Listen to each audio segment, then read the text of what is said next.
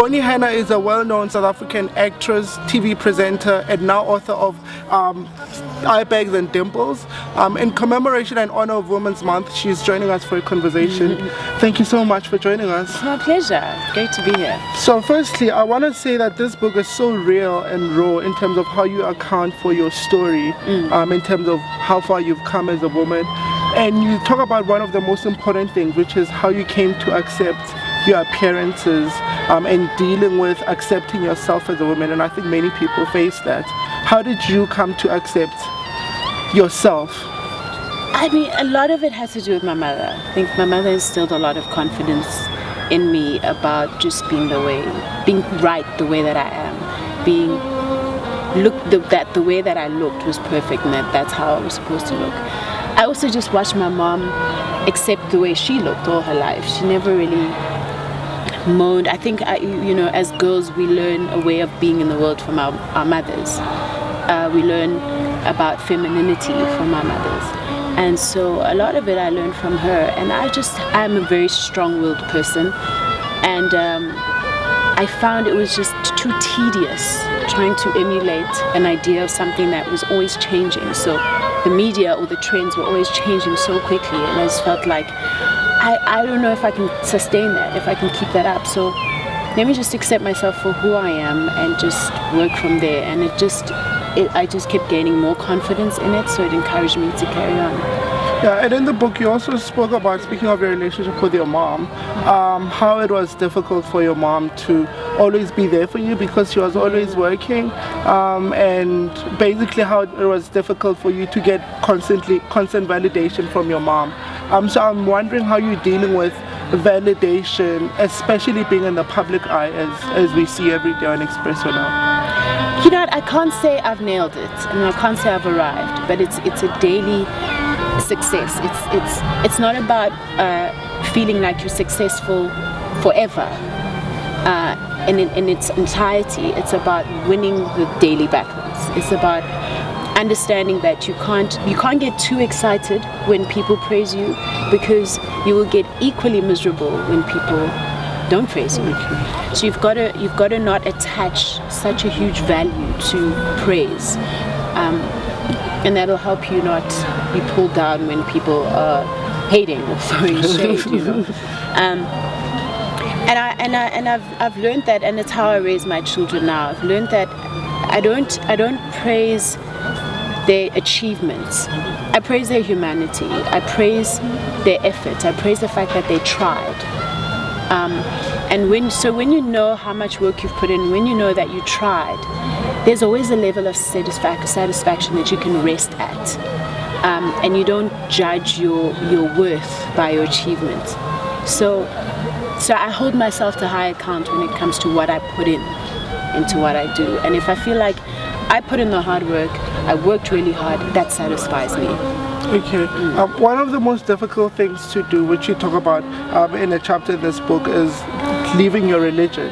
And that is the most difficult thing, I think, for many people to deal with. Religion. I was referring to this idea of religion that is very institutionalized, that is a rule book following a set of rules where it's not dynamic, it's not spiritually emotive, or it's not growing. You're just ticking boxes, and as long as you're ticking the boxes, you feel like God's happy with you.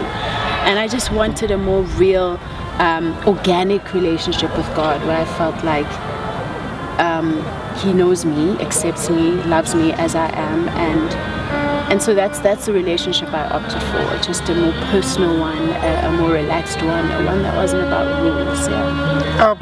There's actually a portion in the book that I'd like you to maybe read for us. Okay.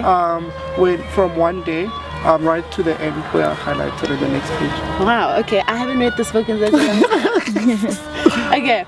One day, in a wild demonstration of my newfound freedom, I popped down to Rocky Street to get a tattoo on my back. When the tattoo artist asked me which design I wanted, I looked at all the patterns plastered around his studio walls and chose the most mysterious and abstract of the lot. Without bothering to find out if it meant anything, Who cared? Anyway, that same week I got a tongue ring, and a few weeks later a belly ring. My hairstyle fluctuated between peroxide blonde and completely bald. Finally, I was breaking out of my shell of isolation, and I was determined to become a child of the world, one the world could call its own. Wow. And I thought that captured really well what it means for you to be original, because you represent that quite a lot. Yeah. And lastly, I know you also talk about divorce, your divorce and your relationships and depression.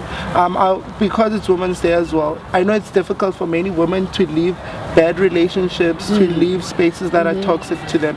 What do you have to say to those women who are struggling to leave bad relationships or want to get out of spaces that are toxic to them?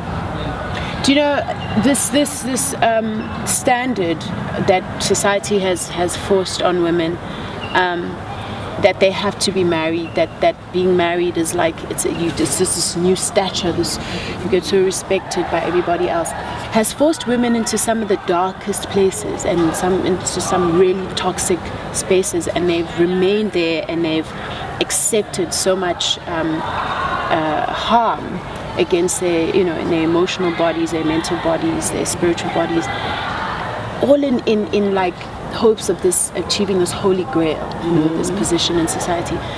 And I say to people now, I say, don't die in a marriage. If you go into a space and you think you're going to spend forever with this person, and it turns out that you can't, your life is bigger than a marriage. Your life is greater than a marriage, than a relationship, because there's so much. You don't know what's on the other side, and that every journey can complete itself in a lesson, in something. Not all is lost. There's something to be gained from that experience. So practical advice, I'd just say, really just don't lie to yourself. Own what you can see is happening. Give yourself time, give yourself room and margin. Just because sometimes often we realize this is what's wrong, and then we feel like we need to act upon it immediately, because if we don't, then we're wimps, and then that is a defeatist attitude, and then we become passive as a result of that. So it's about understanding that from the point of realizing that this is toxic, it's a process to the place where you gather up the strength to just take your bags and leave. Sure. So give yourself that grace, give yourself that love, give yourself that time, because that way you're more likely to be empowered. The other way, you're more likely to just keep staying. Okay. Yeah. Thank you so much, and you're so beautiful. All of the best with everything that you do. Thank you for joining me.